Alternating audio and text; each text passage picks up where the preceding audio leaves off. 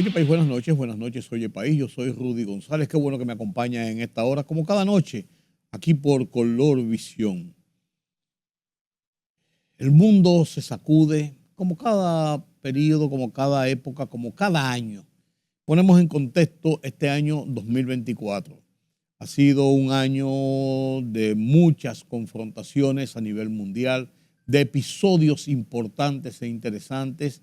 El tema de, tenemos varios temas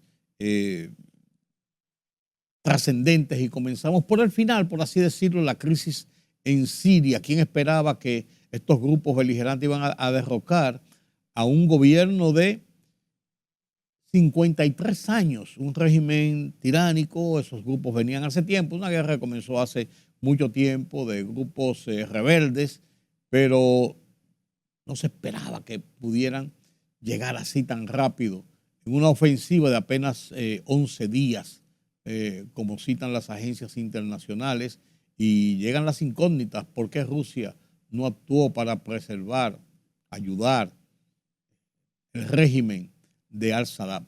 Tanto es así que él, Bashar al-Assad, está refugiado en Moscú. Pero también está el tema de la guerra de Rusia y Ucrania. Una guerra que ya va para 2 años y no se ve un fin del conflicto, quizás cuando ahora llegue Donald Trump. Pues está también la extensión de las hostilidades y de la guerra y de los enfrentamientos entre Israel con Hamas y Gaza, Israel con Hezbollah y el Líbano, Israel versus Irán, y ahora con esta situación de Siria. ¿Cuál va a ser ese escenario, ese tablero en el Medio Oriente? Las elecciones de Donald Trump, de los Estados Unidos, ganadas por Donald Trump, habrá muchas incógnitas porque es un cambio total que ya la ha ido telegrafiando, total, de la política interna en los Estados Unidos y de cara al exterior, incluyendo América Latina. Venezuela, ¿qué va a pasar con Venezuela? El 10 de enero debe rejuramentarse el gobierno de Maduro, aunque ha sido declarado como unas elecciones ilegítimas y una victoria ilegítima. El chavismo y el madurismo está totalmente dispuesto, ha aumentado su represión para tratar de mantenerse en el poder. Y en Haití, ¿qué va a pasar en Haití, Dios mío? Barril de pólvora sin quien apague la mecha. Y nosotros, en este caso, sí somos peligrosamente víctimas de esta situación. ¿Qué va a pasar con Haití? ¿Qué van a hacer los Estados Unidos con Haití, la comunidad internacional? ¿Cómo va a ir siguiendo este esfuerzo, este intento de tratar de reorganizar ese país? De tantos años y tantas décadas en crisis y caos. Ya veremos. Analizo con Julián Roa en esta noche todos esos pormenores de la política internacional, de la geopolítica, de los conflictos, de la visión de lo que ha pasado en el 2024 y cómo eso nos proyecta al 2025 y más hacia adelante. Julián Roa, analista de política internacional, municipalista, abogado, pero hoy hablamos de política internacional. La crisis en Siria, Rusia, Ucrania, Israel, Hamas, Gaza, Irak, Hezbollah, los Estados Unidos y la victoria de Donald Trump, Venezuela, Haití, el mundo analizado por Julián Roa en un conversatorio abierto sobre estos temas. Todo esto después de la pausa.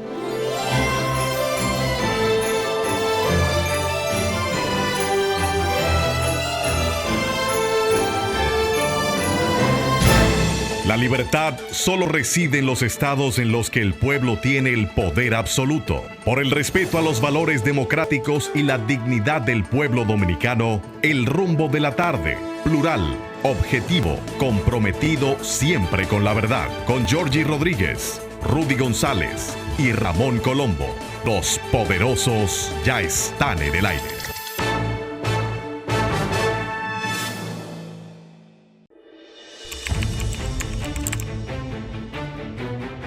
periodismo de investigación, columnas, opinión, análisis, reportajes de fondo.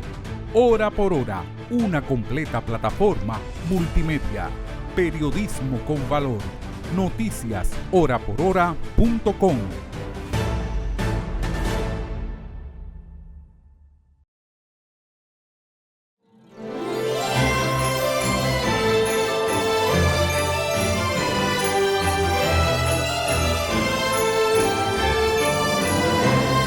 Gracias por continuar con nosotros aquí en Oye País. El análisis de la situación internacional. Un mundo convulso a lo largo de este año. Comenzamos con muchas convulsiones, terminamos llenos de convulsiones también. ¿Hacia dónde vamos? Hechos relevantes este año que marcan una continuidad. No son hechos que comienzan y terminan como un terremoto, como un ciclón, como unas elecciones. No, son hechos que están plagados de violencia física, de violencia verbal, de cambios de estados, de cambios de situaciones geopolíticas, muchos casos. El último de estos casos, ahora al concluir el mes de diciembre, son dos. El caso de Corea del Sur, el caso de Siria. Quizás comenzamos por el final. Quizás sería interesante comenzar por lo que está ocurriendo en el momento. El tema Siria. ¿Qué pasó en Siria? ¿Hacia dónde va el tema sirio? ¿Qué trascendencia geopolítica tiene en esa zona del Medio Oriente, en toda esa zona llena de conflictos y de alternativas y de incertidumbres y de signos de interrogación? Don Julián Roa, para analizarlo. Buenas noches. Buenas noches, don Rudy. El tema sirio es sumamente complicado. ¿Por en qué? Sentido general. ¿Por qué? Porque Siria es la especie del pivote que tenía parte de la Federación Rusa en Medio Oriente. No tiene otro enclave que no sea Siria. Y por supuesto eso desbalanza toda la geopolítica de esa zona. Siria jugaba un papel, y por supuesto Irán también. Siria era como un jugador que jugaba en las dos ligas, en la liga rusa y en la liga iraní. Había una especie de acuerdo en formar parte de ese conglomerado que son los países del Medio Oriente. Y por supuesto en la crisis judío-palestina, hay que decirlo.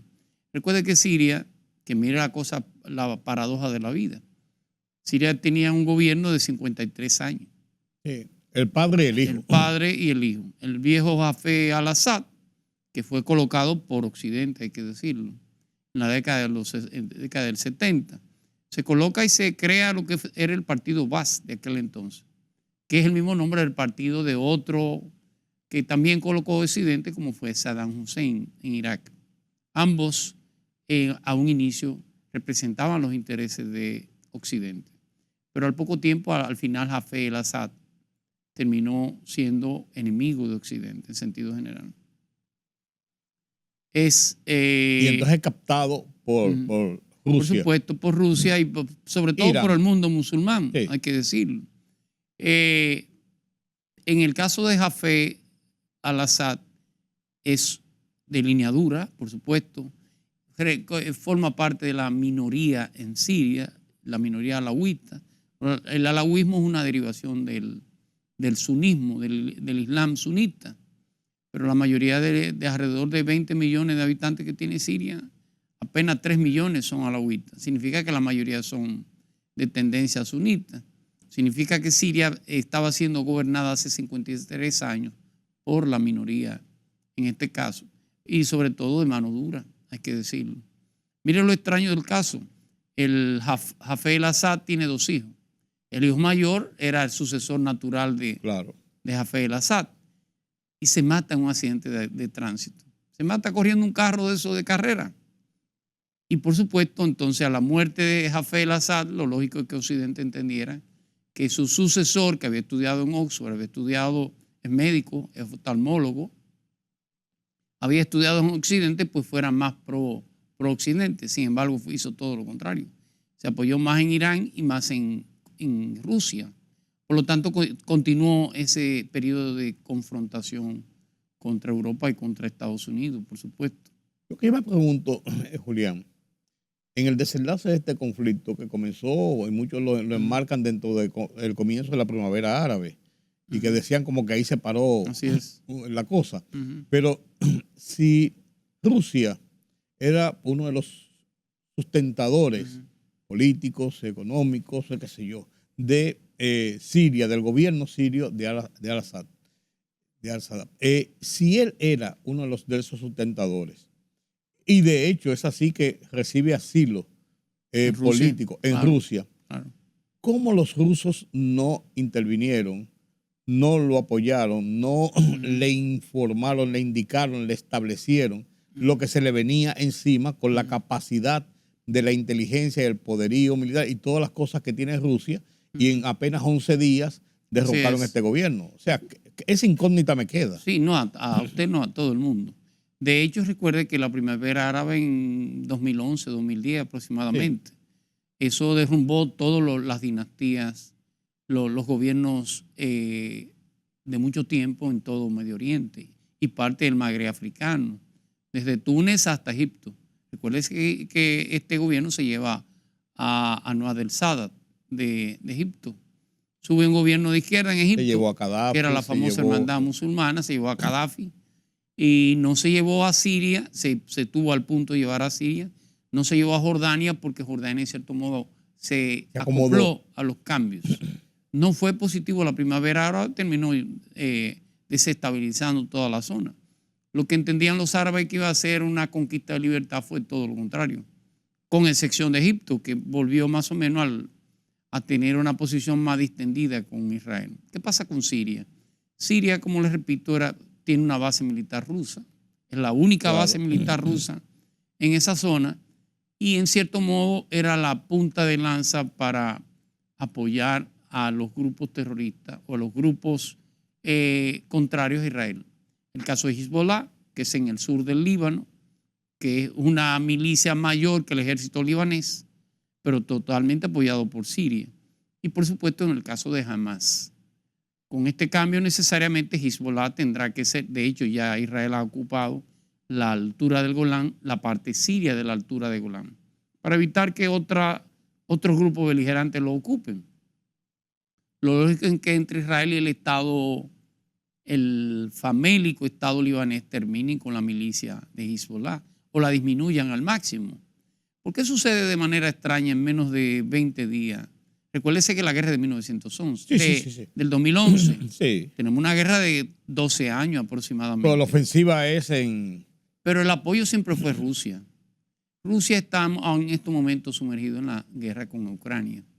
En cierto modo no podía llevar ambos apoyos.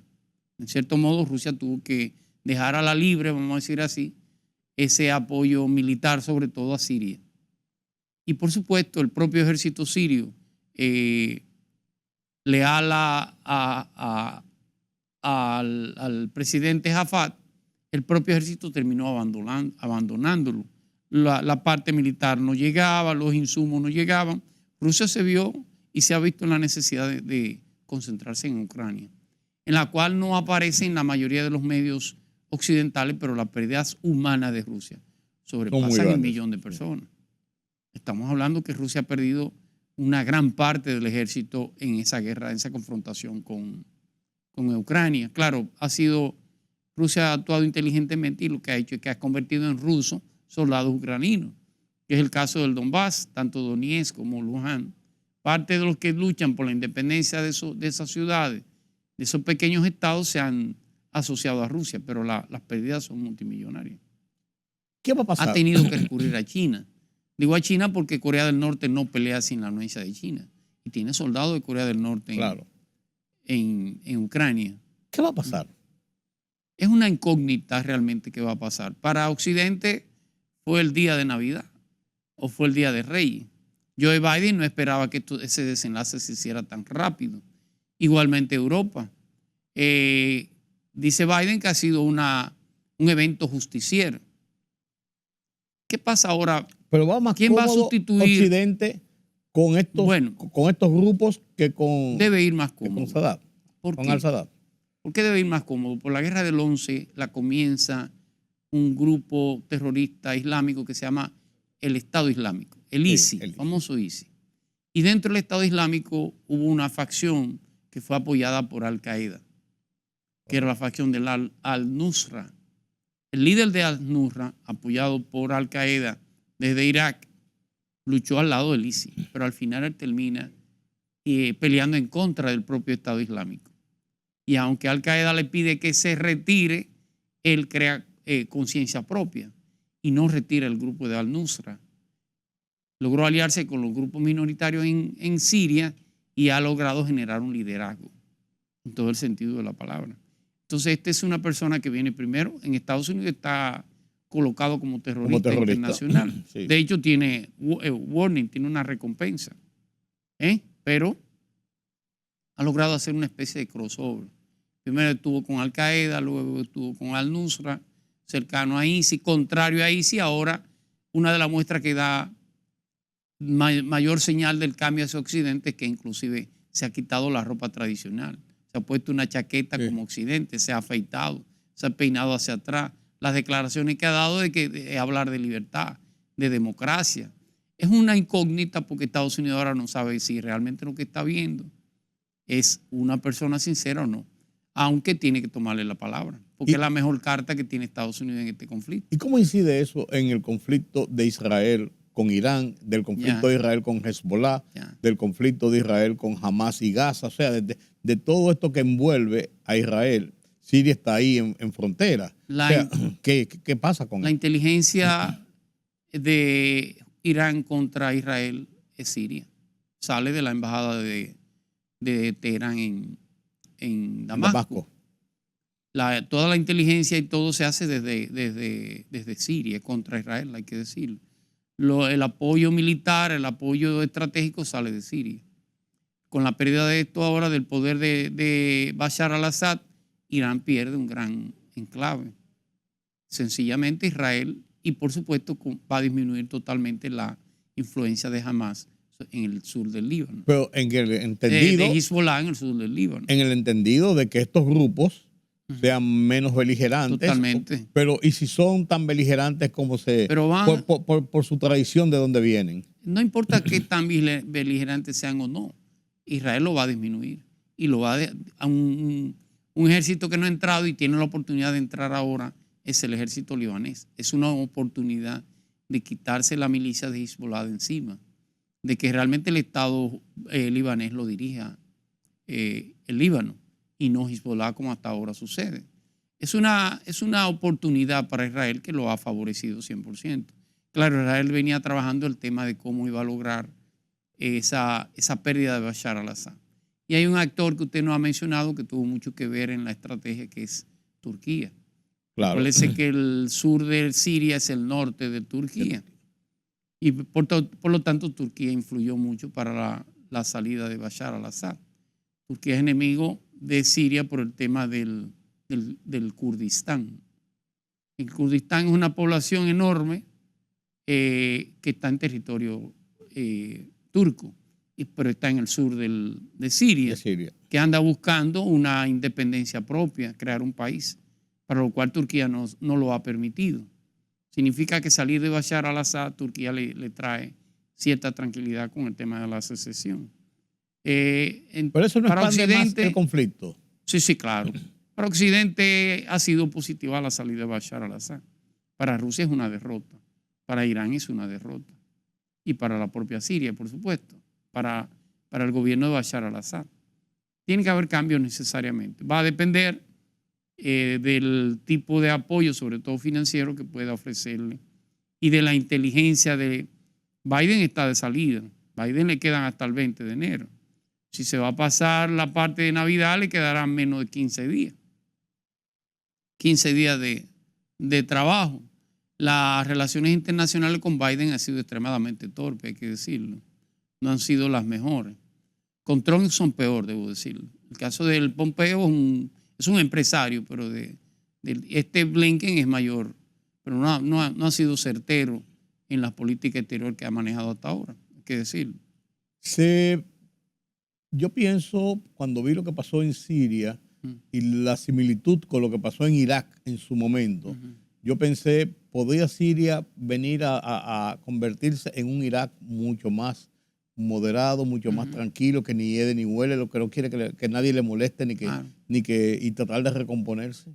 Podría, a Occidente le conviene. Tiene la base militar rusa en Alepo, por supuesto. Sí. Tiene la base militar en el Levante, en el Mediterráneo, y eso necesariamente hay que tratarlo con el mayor grado de delicadeza. No puede haber un enfrentamiento. Por lo tanto, eso será un asunto de tiempo. En las negociaciones con Trump, por supuesto que va a estar en ese tablero. La base militar rusa va a estar en el tablero, por supuesto, las negociaciones en Ucrania. Eso mejora la capacidad de negociación de Occidente en Ucrania. Que hasta ahora lo que se ha planteado es que, por lo menos por parte del equipo de Trump, es de que Ucrania se olvide de los territorios que ya han sido ocupados por Rusia y que Rusia permita la entrada de Ucrania a la OTAN. Ucrania no está de acuerdo y esa es parte de la discusión. Todo esto entra dentro de esas negociaciones. Un año y tanto después del inicio de la situación de Israel con Gaza y Hamas y siguió con Hezbollah y siguió con Irán y todo esto, 7 de octubre del 2023. Así es. Termina 2024 y muertos, desestabilización, ahora esta crisis siria, todo esto, ¿cómo pone el Medio Oriente en el tablero de la geopolítica mundial? Innegablemente que Hamas está muy disminuido, sobre todo después de la muerte de Ismael Haniyeh, su líder de muchos años, de todo el tiempo. Claro. Una de las salidas que se plantea es la idea de que Al-Fatah, que es que es el partido de la OLP, vuelva y asuma control de Gaza. O por lo menos que Hamas no aparezca de manera, vamos a decir que en el frente. Backstage, que se dice, se encuentra en la parte trasera. Lo posible es que Gaza pierda parte de la autonomía que ha tenido hasta ahora y que esa autonomía sea cedida a Mahmoud Abbas y Al-Fatah, que hasta ahora controla de manera cómoda para Israel el caso de la Cisjordania, el caso de Hebrón. Sí. Jamás no están en las mejores condiciones de negociación, hay que decirlo. Es posible que los acuerdos se vean por ahí. Hay que ver. Netanyahu va a ser sometido a juicio ya, ahora para el mes de enero. ¿En Israel? Sí, en Israel. Aunque había dicho que la guerra, sus abogados, que la guerra entorpecía, que él defenderse en un tribunal entorpecía la guerra y el tribunal como quiera lo va a juzgar. Significa que para los judíos ortodoxos en Israel, el Likud, el partido ortodoxo, puedan entender que Gaza es una oportunidad, no solamente de borrar a Hamas, sino de colocar algunos asentamientos en Gaza. Hay de todo. Hay fanáticos religiosos igual en Israel. Sí, pero la situación de la defensa y la seguridad de Israel frente a grupos beligerantes como Hezbollah y como el propio Irán unifica las posiciones de Israel en un momento determinado. Innegablemente. Pese a las situaciones internas. Sobre todo de línea dura. Claro. Pero tendrá que buscarse una salida. Es una pena que Europa está tan mal representada en ese grupo de negociación. Con excepción de Manuel Macron, la mayoría, el caso de la Alemania, la verdad que el sustituto de Merkel ha sido un fracaso. Sí. En términos de política exterior, ha sido un fracaso. Ni hiede ni huele, al contrario. Ni una cosa ni la otra. Ese papel hegemónico que tenía Angela Merkel en Europa se ha perdido. Claro. Y el joven Macron no ha tenido todavía la suficiente experiencia para asumirla. O la ha tenido que asumir a medias. No, a medias, correctamente. De hecho, tiene una crisis interna. Sí, claro. Tiene que sustituir a su primer ministro. Claro, claro. Pero ha sobrevivido a Chepa. Así es. Para Occidente ha sido lo de Siria, es una sorpresa agradable. Pero en todo este tablero de aquel lado del mundo, por así decirlo, surge entonces el tema de Corea, que es una situación que en un momento determinado se vio hasta compleja y peligrosa, pero tengo la impresión igual que lo que ocurre con Israel, de que el tema de la defensa y la seguridad frente a Corea del Norte unifica las posiciones Así es. de Corea del Sur. Totalmente. Pero la verdad es que las declaraciones del primer ministro fueron imprudentes. Declarar un estado de excepción cuando no existían... El presidente. Del presidente, un estado de excepción cuando no existía ningún tipo de señales, por lo menos visible y manejable, fue un error garrafal. Que lo admitió después. Claro, pero ya es demasiado tarde. Ya los coreanos no tienen confianza de que él no vaya a cometer algún tipo de error. Corea del Norte no está en la mejor posición de invadir o atacar a Corea del Sur. De hecho, son muy asimétricos. En Corea del Sur hay 2 bases militares norteamericanas, Claro. de las más equipadas. Eso independientemente de Taiwán, de Hawái, por ejemplo, o de Japón. Significa que solamente en esa zona Estados Unidos tiene alrededor de 4 bases militares. Tiene 2 en Japón, tiene 2 en Corea del Sur y tiene una en Hawái. Corea del Norte no está además de que, repito, el parque militar de Corea del Norte, usted puede ver los misiles, pero es un parque militar muy atrasado. Claro. De la Guerra Fría. Pero cuentan con el apoyo de los hermanos. Sí, que cuenta con el apoyo de China, por supuesto. Eso terminará destituyendo, haciendo algún tipo de juicio político al presidente, o renunciando en todo caso. Pero no pasa de ahí. No, claro que no. No pasa de ahí. Por supuesto. Porque el temor es que los beligerantes de Corea del Norte aprovecharan la coyuntura de debilidad y de pleitos internos, claro, en Corea del Sur para hacer cualquier bellaquería. No, eso es. La política de Kim Jong-un, el presidente de Corea del Norte, es una política de distensión, es una política de simulación o de probar poder que realmente no tiene. Tiene un riesgo realmente que es un arma nuclear. Ya Corea del Norte tiene armas nucleares. Y eso sí es un problema. Lo hizo con la ayuda de Rusia. Un arma nuclear es sumamente peligroso en esa zona. Con un gobierno que, si hasta ahora han sido bravuconadas, no ha pasado ahí, pero cualquier cosa puede pasar. Puede pasar. Lo que pasa también que los hermanos mayores, que son China, no está no está en guerra. Así es. Lo que está es en su producción económica, en avanzar, en desarrollarse cada vez más, para convertirse en la primera potencia económica del mundo. Por eso Corea del Norte tiene soldados en Ucrania. No es por un tema de Rusia, apoyo a Rusia, es un tema comercial. Si gana Trump y coloca un 20% de aranceles a China, va a desbaratar la economía china. Bueno, entonces, ¿qué negociamos? Negociamos la salida de los coreanos de Ucrania. Se han adelantado a ello. Es un punto de negociación. Es meramente como que no creo que sea capaz el gobierno de Trump de colocar un 20%. Claro, es una persona creíble, en el sentido de que nadie sabe si realmente lo que amenaza lo hace. Sí. Por lo tanto, China sabe que está jugando con una persona inestable, que por lo menos luce inestable emocionalmente, aunque en la práctica no lo es.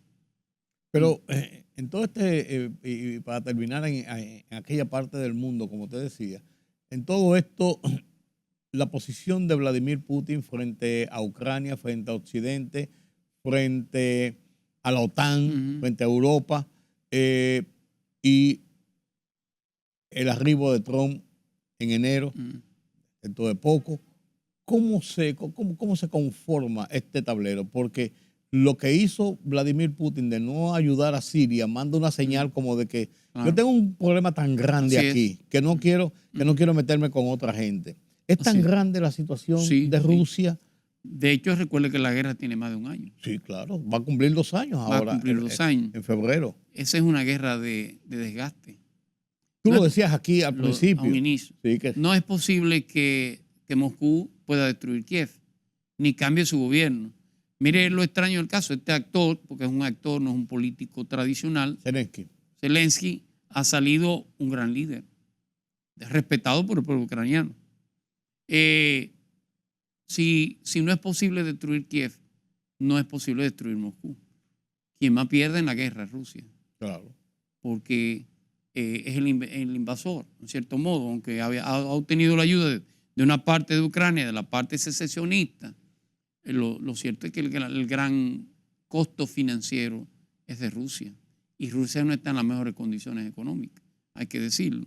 Es una guerra de desgaste que con la llegada de Trump, lo más posible que pueda Putin encontrar un salvavidas de llegar a un acuerdo honroso, como le acabo de decir. ¿Cuál podría ser el acuerdo inclusive contra Zelensky?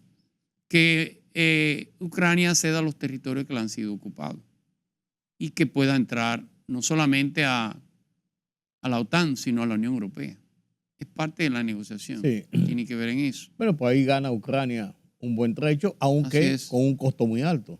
Sí, correcto. Y habría que ver luego cómo se juega el tablero a nivel mundial. Para salir de ese... La entrada de Ucrania y la entrada de Armenia. Sí, claro. Lo de Armenia es un asunto de tiempo. Sí. Para salir ya definitivamente de aquella parte del mundo, ¿por qué tú entiendes, Julián, que los precios del petróleo, por ejemplo, no han sufrido una desestabilización hacia arriba, hacia abajo, lo que fuera, en medio de todo este conflicto que se ve a veces generalizado y que se ve de tanta inestabilidad? Cuando antes, por una bomba que ponían en un atentado terrorista, se disparaban los precios del petróleo, por ejemplo, y esto ha mantenido, en cierto modo, un grado de estabilidad a nivel mundial. Bueno, mira, eso tiene mucha lectura. La OPEP, la Organización de Países Productores de Petróleo, ha jugado una carta que la entiende ahora. Yo no sé si usted recuerda los años 70, aquella famosa Guerra de los 6 días. Sí. Logró agrupar los países árabes en torno a su producción de petróleo. Y ellos entendieron que el petróleo era un arma. Claro. Y que la subida de los precios del petróleo o la reducción de la producción era un arma que daba resultados. Y esos países pasaron de ser países pobres a ser países muy ricos, hay que decirlo. Pero eso ha cambiado mucho, esa matriz.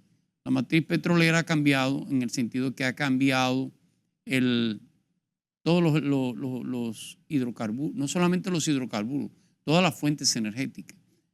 Usted tiene alrededor de un día un 15% de fuentes alternativas, que ya no es petróleo, que es eólica, que es energía solar. Pero no es suficiente. Pero tiene otra también, tiene el descubrimiento del gas natural, la comercialización del gas natural. Rusia, su mayor producción no es de petróleo, es de gas natural. A Europa inclusive. Alemania sobre todo. Alemania, toda su fábrica es con gas ruso, que ya ni siquiera pasa por Ucrania. Sí. Va directo. Sí, un bypass. El famoso Nord Stream 2. Significa que la OPEP no tiene primero no tiene el nivel de cohesión que tenía hace unos años. No lo tiene. Qatar y Arabia Saudita no se sientan en una mesa a beberse un café. Aunque le parezca extraño. Porque Qatar es una especie como de enfant terrible o niño malcriado. Sí. En un mundo del sunismo, Qatar es chiismo. Sí. Y por supuesto ha querido generar junto con Irán un liderazgo que no lo ha logrado, que es el liderazgo del chiismo. Pero no hay una unificación en cada uno de ellos. La influencia de Occidente en muchos de ellos es más significativa. Se hablaba de Qatar, por ejemplo. Sí. Esa familia tiene 60 años en el poder. El Al-Thani tiene 60 años en el poder. Es más, son más los negocios ahora que la influencia política. Y ya el petróleo, la matriz energética en sentido general, no es solamente petróleo. Además de la falta de cohesión de sus miembros de la OPEP, también tiene un elemento que ellos no controlan ya. El tema del litio, que cada día crece más. Hay más elementos. Don Julián, vamos a hacer una pausa en este punto y a la vuelta venimos aquí, a esta zona del mundo, la zona que nosotros conocemos más y de mayor influencia. Y lo haremos en tan poco tiempo. Lo haremos en tan poco tiempo. ¿En un avión? En un avión, no se preocupe. Bueno. Permítame la pausa.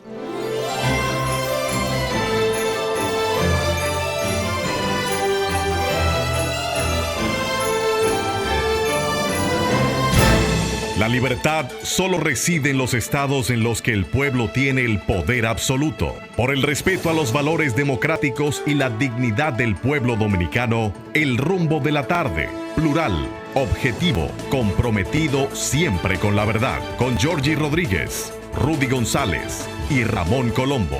Los poderosos ya están en el aire.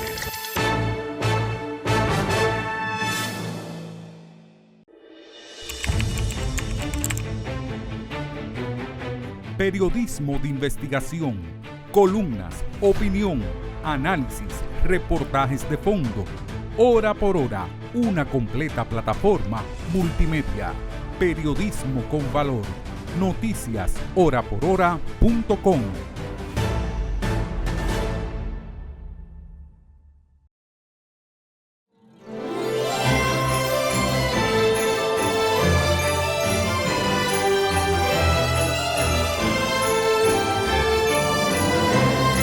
Gracias por continuar con nosotros aquí en Oye País. Conversamos con Julián Roa analizando todo esta geopolítica, todo este mapa del mundo, que unos puntos rojos, unos puntos azules, unos puntos verdes, y aún no sabe si es un arco iris o son los fuegos artificiales que están estallando. Uno no sabe. Pero venimos a esta parte del mundo después de haber hecho un recorrido por Europa, Medio Oriente. Aquí Trump es el eje central de lo que está pasando en esta parte del mundo, en el continente americano. Trump entra el 20 de enero, pero no es un extraño, porque él va diciendo lo que piensa hacer, lo que va a hacer, lo dijo en campaña, no es nada nuevo, y además de eso ya tuvo 4 años en el poder, o sea que ya hay alguna visión de quién es Trump, cómo es su personalidad, pero hay puntos focales importantes. Primero, y el primer punto es los Estados Unidos propiamente. ¿Qué va a pasar en esta nueva era Trump que no tiene futuro más allá de 4 años al 28? Al 29, porque es en el 29 que él asume de nuevo, que él deja la presidencia. ¿Qué va a pasar en Estados Unidos, en una nación que se ve muy dividida después de, las elecciones lo demostró, entre republicanos y demócratas, pero no como partidos, sino como la forma de pensar de sectores encontrados en la vida de los Estados Unidos? Pero cómo se ve de cara a México, con una presidenta contestataria, por lo menos le dijo, hey, no voy a creer porque yo soy mujer, ¿verdad? Le contestó a Trump y le contestó a Trudeau. O sea, la señora está ahí como que yo no soy un florero, como dijo doña Raquel aquí en República Dominicana. Y están los casos Venezuela, Nicaragua, por ejemplo, y el barril de pólvora, Haití. ¿Cómo tú analizas esto desde la visión de Donald Trump? Mire, yo había dicho en un programa anterior, te recuerda, que Estados Unidos no era votar por Trump o por Kamala Harris. La gente iba a votar por agendas, iba a votar por temas específicos. Y el tema en Estados Unidos era la falta de empleo. El tema era el cierre de las fábricas. El tema era la pérdida de nivel adquisitivo de los territorios en los Estados Unidos. La migración. Primero eso. Y Sí. segundo, uno de los temas que más lo agravaba era la migración. El tema de cómo ha crecido la delincuencia con la migración, nos guste o no. Entonces Estados Unidos, sobre todo el redneck, como ellos dicen, el nativo norteamericano, el que vive en los counties, el que vive en los pequeños pueblos. En ese medio oeste de los Estados Unidos. Correctamente, que no necesariamente es citadino, pero ese vio cerrar la fábrica en la cual su abuelo trabajaba, y trabajó su padre, y trabajó él. Vio disminuir el poder adquisitivo por algo que creó lo propio Estados Unidos, y fue la importación de mano de obra. Estados Unidos dijo, bueno, yo no necesito, tengo que producir barato. ¿Dónde produzco barato? No puede ser con ciudadanos norteamericanos. Pues entonces lo compró a mano de obra china. Entonces lo que hizo fue importar mano de obra para sacar toda la producción fuera de los países de Estados Unidos. Y eso tuvo sus consecuencias económicas. Tuvo un boom inicialmente al final de la década de los 80, sobre todo con ese gobierno de Bill Clinton, pero al final el ciudadano nativo ha visto disminuir su poder adquisitivo. Y a eso le ha sumado el tema de la migración. Usted ver 5,000 personas cruzar por una frontera, ¿dónde va? Va a todos los counties, sin excepción, por el tema de derechos humanos, por el tema. Entonces, ha comenzado a desplazar a nativos de las escuelas, ha comenzado a desplazar a nativos de los hospitales, ha comenzado a desplazar a nativos de la mano de obra. Ha comenzado y le ha generado un problema a lo interno de los Estados Unidos. Esa sociedad se siente amenazada, con razón o sin ella. Pero esa era la visión que se tenía. Trump lo que hace es encarnar ese sentimiento. Sí, y aprovecha esa El Partido esa Demócrata realidad. no lo entendió. El Partido Demócrata se quedó en el tema de la lucha por los derechos humanos y esas cosas. Esa sociedad no quiere eso en estos momentos. Prefiere un hombre de mano dura. Que haga o no haga, y eso es otra cosa. Eso será otra cosa. Y será, yo presumo que en cierto modo va a haber una especie de sección en algunos de los temas. Estados Unidos perdió ese orgullo del norteamericano. Por eso él hace el MAGA, Make America Great Again. Busca una especie de simbolismo que le hace recordar esos viejos tiempos de los Estados Unidos. Ya con los acuerdos de libre comercio, bueno, por cierto, esta semana se celebró Doha, que es la reunión mundial que tiene que ver con el comercio internacional, fundamentalmente. Y con la OMC, con esas cosas, no es posible usted volver a retrancar la economía, a territorializar la producción. Y eso va a ser, eso es algo sin vuelta atrás. Pero el que le vendió a los norteamericanos que sí, que los chinos son los culpables, que los mexicanos son los culpables, que los canadienses son los culpables, fue Donald Trump. No lo entendió el Partido Demócrata, no lo entendió. Y generó esa famosa ciudad de santuario, donde se llevaban los inmigrantes de un lugar. Nueva York está que hasta los latinos votaron por Donald Trump. Claro. Las mujeres votaron por Donald Trump. La diferencia de mujer entre Kamala Harris y Donald Trump es menos del 7%. Los negros votaron por Donald Trump. Entre los negros que votaron por Trump y por Kamala es menos del 12%. Y así sucesivamente. O sea, hay una realidad que le afecta al ciudadano norteamericano. Y eso lleva a Trump al poder necesariamente. ¿Va a cumplir todas sus promesas? No lo sé. En el tema migratorio ha planteado la idea, por eso acusa a México y a Estados Unidos y a Canadá, en el sentido de que ellos son los grandes responsables de esa entrada incontrolada de migración, que es cierto que es incontrolada. Porque no han sido gente llegando en pateras o en yola. Son 5,000, son 10,000 personas en una frontera. Y cuando usted le dice a un niño cruza que yo no puedo, cuando el niño llega allá, usted no puede decir lo deporto por la misma puerta. Sí. Tiene que llevarlo hay un proceso. Hay un procedimiento por el menor y esas cosas que lo complica todo. Eso podrá ser correcto en términos de derechos humanos, pero el ciudadano se ha resentido a ese ataque que entiende que viene de fuera. Y la respuesta se llama Donald Trump. ¿Va a cumplir eso? No lo sé. De hecho, el gabinete que ha nombrado un gabinete de halcones, de línea dura, sí, con algunas excepciones. El caso del de salud, me parece que hay un Kennedy, es un apellido Kennedy. Sí. Pero la mayoría es de línea dura, innegablemente. ¿Qué va a pasar? El que está poniendo inmigración en el IRS es el peor de los halcones. El que dice, no. Si llegó el niño solo, lo deporto solo. Si llegó el niño con el padre, lo deporto a los dos. Deporto a cualquiera. O sea, reduce los tiempos en términos de lo que tiene que ver con el proceso judicial. ¿Qué va a pasar con casos como el de Venezuela, que están todavía como en una nebulosa como que va aclarándose? Porque aunque los venezolanos insisten en que Maduro no continúa después del 10 de enero, todo indica que esa presión interna que en un principio se vio que podía tener algún éxito, pareciera como que el control del madurismo y del chavismo es mucho más fuerte ahora. Es más represivo. Sí. Sí, bueno, fuerte por ello. Sí, claro. Pero entonces, ¿cuál va a ser la actitud de los Estados Unidos frente a eso? Bueno, ya Estados Unidos y Europa han reconocido que quien ganó las elecciones fue Edmundo González. Sí, pero de eso pusieron a un presidente interino, a Guaidó. No es el mismo caso. No, pero digo. Guaidó subió siendo presidente de la Asamblea Nacional. Cuando terminó su periodo, terminó él. Pero en este caso es un presidente electo que debe durar los 5 años que debe durar Nicolás Maduro. Esa es la visión norteamericana y la visión europea. ¿Cómo se va a traducir eso con Venezuela? Bueno, si usted no reconoce al presidente, tiene 2 alternativas.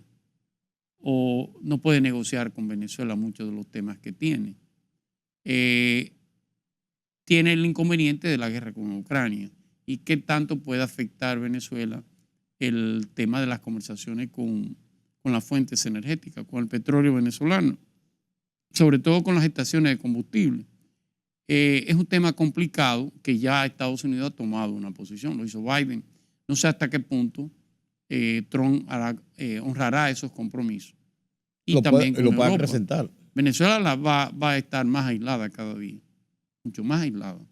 Y por supuesto eso va a llevar problemas internos económicos. Maduro dijo una vez que si los cubanos aprendieron a pasar hambre, ¿por qué los venezolanos no? Sí, pero eso del dicho al hecho es una situación diferente. Así es. No son los mejores tiempos que le vienen a Venezuela. Van a tener 2 presidentes, uno en el exilio y otro con Nicolás Maduro, que innegablemente, no sé si hubo fraude o no, pero todo lo que se demostró es que si hubiera ganado presenta las actas. Como le dijo Lula. Lula, con la entrada de Venezuela a Mercosur, le dijo, no, yo no lo acepto. Usted me defraudó, usted me engañó. Usted dijo que iba a presentar las actas y nunca lo hizo. Y si usted que está en el poder no es capaz de presentar las actas, significa que hubo un fraude. Venezuela va a ser cada día más represiva. ¿Nicaragua? Bueno, Nicaragua es un feudo, es una finca. Sí, pero... Es una finca de un peón, perdóneme la palabra. Sí, Porque el peón se rebeló contra el amo, sí. pero ha terminado siendo un peor amo que lo que era el anterior. Daniel Ortega es una dictadura, de la peor. Igual él y su esposa. Bueno, hasta el nivel que el hermano murió El con una prisión domiciliaria sí. por haber externado inconformidades con Daniel Ortega. Van a ser, repito, son sistemas que solamente el tiempo lo va a desgastar, a menos que no haya una crisis. Estados Unidos no tiene, la prioridad de Estados Unidos no es América Latina. No lo fue antes y no lo va a hacer ahora. Aún con Venezuela y con Nicaragua, esa no es su prioridad. ¿Y Haití? Mantendrá la misma política hacia Cuba, ahora con Trump más. Acuérdese que con Obama hubo una apertura, una distensión. Obama estuvo en La Habana, inclusive. Con Trump todo eso. Y con Biden continuó la política de Trump. Significa que hacia Cuba seguirá una línea dura. Haití es el tema de Haití con Estados Unidos y de cara a nosotros y este barril. Haití es un hoyo negro y no por el color de ellos. Haití es un enigma, una incógnita. Es un estado fallido, innegablemente. Yo me negué muchos años a entenderlo así. Es un estado fallido, un estado africanizado, en el sentido de que los grupos, las bandas y los grupos delincuenciales controlan Haití. Te dirá, ¿y eso es posible en mucho tiempo? Sí. Somalia tiene 30 años, donde no hay gobierno, donde no hay ningún estado. Las bandas controlan territorios. Así es. Asimismo, en Côte d'Ivoire, ¿cómo se llama? En parte del África Occidental también existen esos grupos. El riesgo es la República Dominicana. Nosotros sí tenemos debemos tener una verdadera preocupación a la crisis haitiana, porque la crisis haitiana puede terminar en una poblada hacia República Dominicana. Y eso es algo casi incontrolable. Significa que si nosotros, Naciones Unidas es un fracaso con relación a Haití. Uno, porque no lo entiende, y dos, porque tampoco le interesa. Las veces que ha entrado a Haití ha fracasado de manera brutal. Fracasó con 40.000 miembros de la MINUSTAH. Ahora tiene 400. Y 5 que mandó Obama. Sí. No existe nadie. Es muy difícil el control en Haití. Un fracaso, un fiasco. Totalmente. Es un enigma, repito, que ya no está en las manos de Naciones Unidas, no está en sus intereses, mucho menos lo va a estar para Estados Unidos. Claro. Nosotros sí tenemos que cuidar el control migratorio. Para nosotros sí de hecho, es el riesgo mayor que corre la República Dominicana. Va a ser el riesgo mayor en los últimos 10 años. Y cuidado.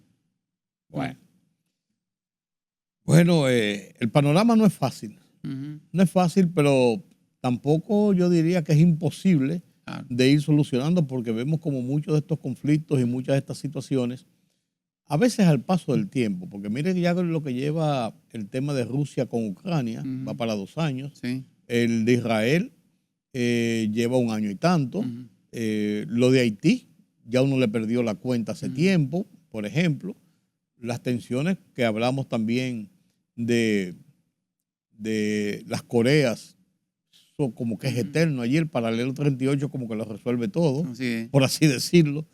Pero el mundo como que gira y se sacude a veces, pero sigue marchando. El mundo ha tenido crisis periódicas. Aquel famoso acuerdo de Viena, que al final del periodo napoleónico, los acuerdos de París de la Primera Guerra Mundial, los acuerdos de París de la Segunda Guerra Mundial, los de Yalta, los de Potsdam de la Segunda Guerra Mundial, y bueno, los de Guerra Fría, toda la salida de Guerra Fría. El mundo busca una especie como de irse ajustando. Se acomoda. Se acomoda a nuevas realidades. Sí. Esa realidad hegemónica o geohegemónica de los Estados Unidos, ya de Europa ni hablar. Europa es una especie como de anciano que en cierto modo va en retiro. Sí. Europa completa. De hecho, la economía alemana, que es el gran motor de la economía europea completa, tiene más de 6 años en recesión. Y eso es un riesgo grande. Claro. Y China va a ver, es el actor que mira y observa cómo va a colocarse en ese nuevo tablero mundial. Y se va metiendo. Así es. Así es.